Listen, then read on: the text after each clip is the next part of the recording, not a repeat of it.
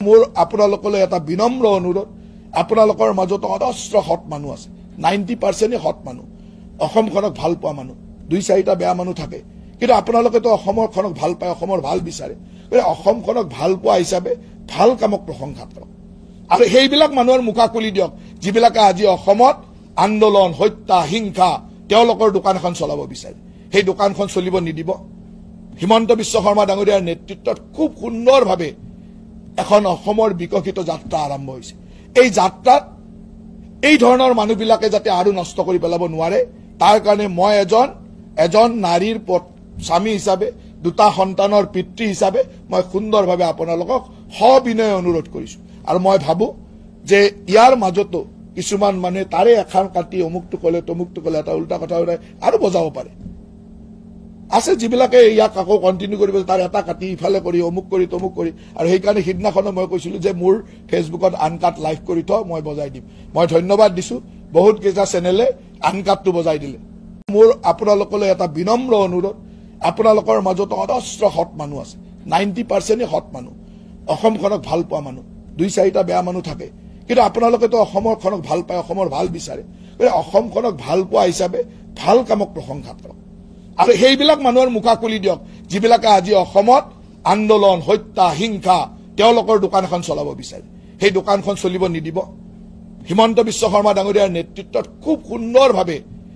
এখন অসমৰ বিকশিত যাত্ৰা আৰম্ভ হৈছে এই যাত্ৰাত এই ধৰণৰ মানুহবিলাকে যাতে আৰু নষ্ট কৰি পেলাব নোৱাৰে তাৰ কাৰণে মই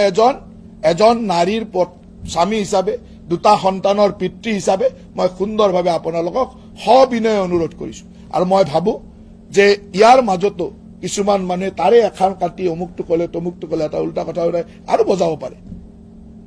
আছে যিবিলাকে ইয়াক আকৌ কন্টিনিউ কৰিব তাৰ এটা কাটি ইফালে কৰি অমুক কৰি তমুক কৰি আৰু সেইকাৰণে সিদিনাখনো মই কৈছিলো যে মোৰ ফেচবুকত আনকাট লাইভ কৰি থ মই বজাই দিম মই ধন্যবাদ দিছো বহুত কেইটা চেনেলে আনকাটটো বজাই দিলে মোৰ আপোনালোকলৈ এটা বিনম্ৰ অনুৰোধ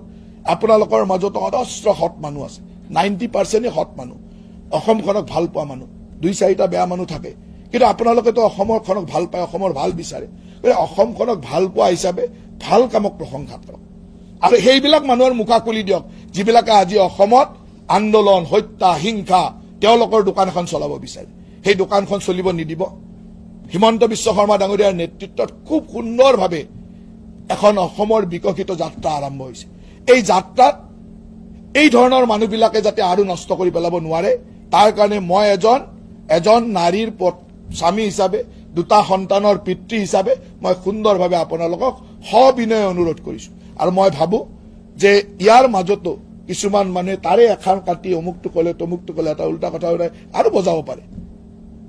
আছে যিবিলাকে ইয়াক আকৌ কন্টিনিউ কৰিব তাৰ এটা কাটি ইফালে কৰি অমুক কৰি তমুক কৰি আৰু সেইকাৰণে সিদিনাখনো মই কৈছিলো যে মোৰ ফেচবুকত আনকাট লাইভ কৰি থ মই বজাই দিম মই ধন্যবাদ দিছো বহুত কেইটা চেনেলে আনকাটটো বজাই দিলে